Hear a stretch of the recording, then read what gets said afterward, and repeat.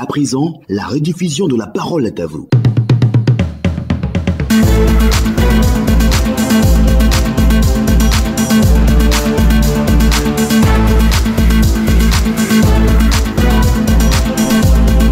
Lors du sommet de l'élevage d'Abidjan tenu début décembre 2022, le ministre en charge des ressources animales et halieutiques a encouragé les Ivoiriens à investir dans le secteur en créant des entreprises de production d'aliments. Le ministre Sidi Touré a même révélé que c'est un secteur rentable, un appel qui, s'il est entendu, permettra à la Côte d'Ivoire d'être autosuffisant en protéines animales. Selon la BCAO, les importations en valeur de produits animaux et halieutiques ont connu une hausse de 37%.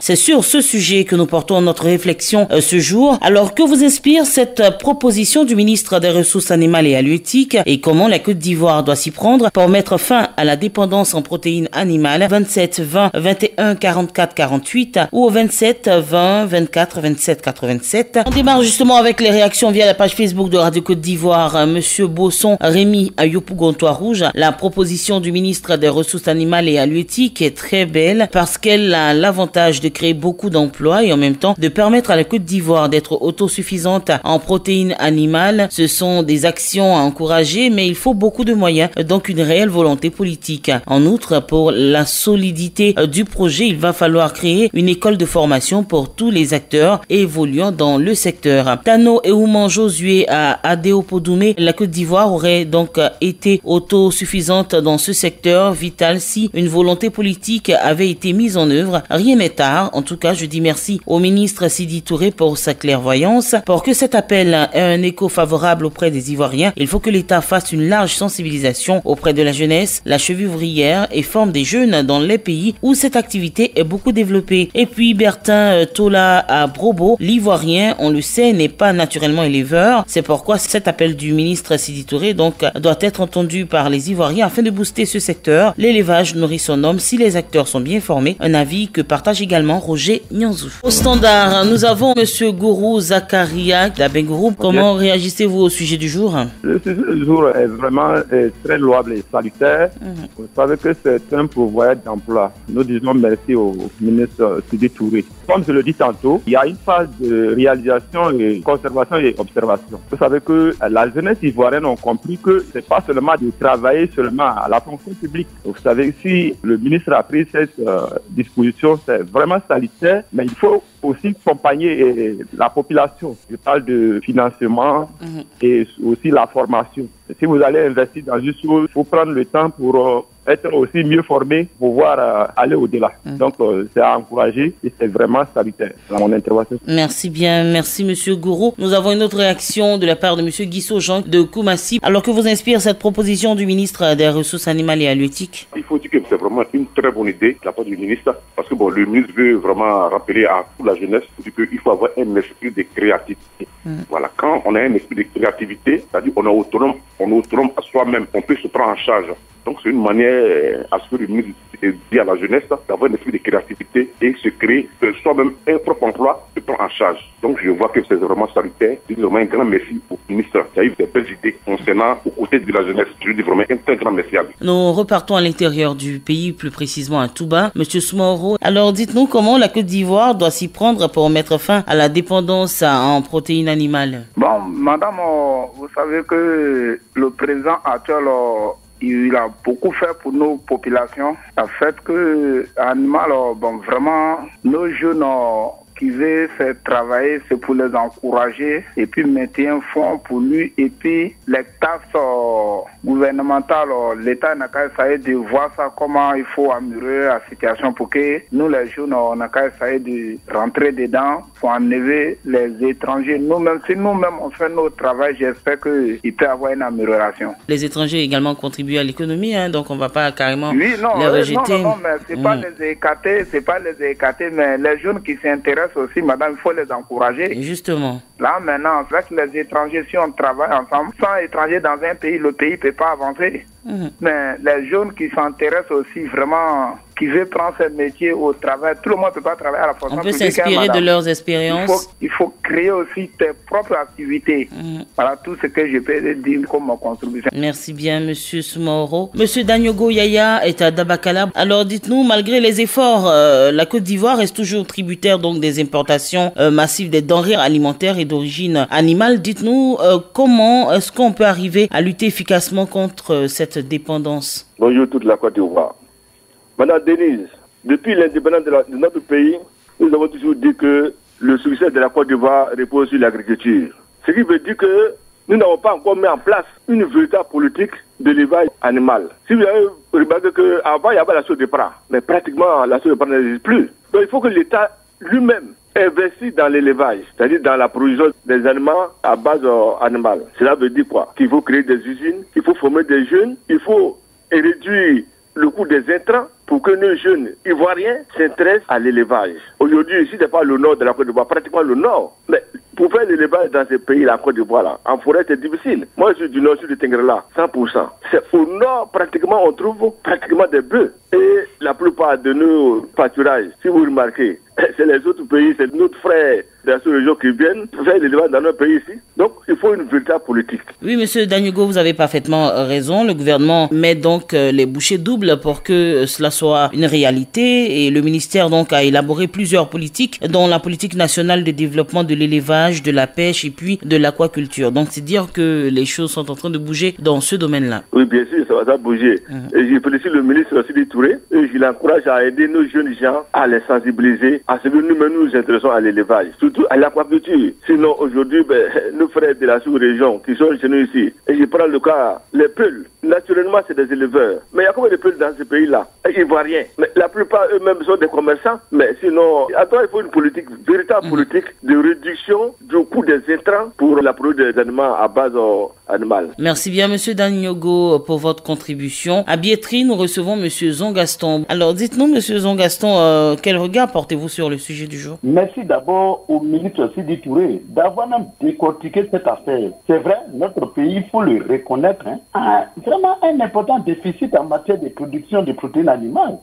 Donc, nous-mêmes là, nous devons aussi investir, j'allais même parler de l'État, dans cette production de protéines animales et halieutiques. Vous voyez, la dépendance même de notre pays, par exemple, à cas de fait, nous sommes obligés d'attendre des protéines animales qui viennent des autres pays. Et puis nous attendons, s'il n'y en a pas, nous n'avons pas. Regardez, aujourd'hui, il y a des étudiants, il y a des diplômés, effectivement, monsieur le ministre, mais qui n'ont rien.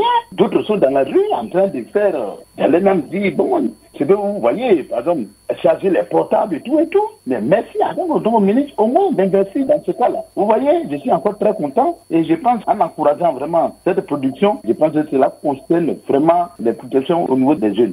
Et donc, vous savez, les importations vont faire que nous, la Côte d'Ivoire, va vraiment remonter. Merci, en tout cas, à cette pensée. C'est tout ce que j'ai à dire. Merci bien, Monsieur Zongaston, pour votre contribution à ce sujet de La Parole est à vous. Nous avons Monsieur Koné Amidou de Daloa. Quelle proposition vous faites? La proposition, c'est d'abord cette volonté politique affichée par le ministre, parce qu'il faut d'abord une volonté. Et comme cette volonté y est déjà, c'est déjà le chapeau qu'il faut tirer au ministre. Ensuite, vous savez, vu que dans l'histoire, ceux de Prat, Guinée, dans la zone de Boudiali, Kourou, on produisait beaucoup dans des moments aujourd'hui avec la production d'anacade. Ça fait aujourd'hui que l'élevage devient difficile. Donc, c'est de faire de l'élevage moderne. Et comme certains l'ont déjà dit, c'est un encadrement, mais faire les pôles de développement à ce niveau-là. C'est-à-dire comme Boudel était production de bœufs, trouver des zones, des espaces comme ça. Et puis installer des jeunes dans ces zones-là pour produire. Et aujourd'hui, génétiquement parlant, on a les races améliorées aujourd'hui. Et ça va donner du travail à la jeunesse. Ça va nous permettre de ne pas dépendre souvent des autres zones, parce que souvent quand il y a des difficultés, comme on le fait aujourd'hui, l'approvisionnement devient difficile. Donc, pour arriver à des solutions, il faut diversifier. Félicitations à M. le ministre. Il faut trouver des zones de production et voir la faisabilité. Parce qu'il faut faire des études aussi. Je pense que M. le ministre aussi a des personnes de ressources pour voir les zones propices à l'élevage. Sinon, déjà, il faut reconnaître que dans nos campements, entre guillemets, nos parents déjà passaient là-bas. Il faut féliciter l'ANADER qui encourage. Moi, j'étais dans une zone rurale où ils ont sensibilisé les populations à faire l'élevage et ça fait que les personnes de subir sont beaucoup apaisées dans ces zones-là. Donc, félicitations à mon chapeau. monsieur le ministre. Merci, monsieur Koné Amidou. On parle justement de déficit et de production animale. Selon la Banque centrale des États de l'Afrique de l'Ouest, les importations en valeur des produits animaux et halieutiques sont passées de 350 milliards en 2007 à 481 milliards en 2020, soit une hausse de 37% sur la période. C'est dire que le besoin est fort. Monsieur Maniga Siafa de Borotou, c'est à Koro, à Touba. Alors, vous réagissez comment au sujet du jour? Le sujet est bienvenu. Mais moi, ce que je vois dans cette affaire, vous savez, notre pays agricole, il n'y a plus de place pour faire l'élevage. Si tu arrives au village aujourd'hui, entre les éleveurs et puis planteurs, toujours c'est palade. On parle plus... c'est palade. On parle, monsieur... Il n'y a pas entente.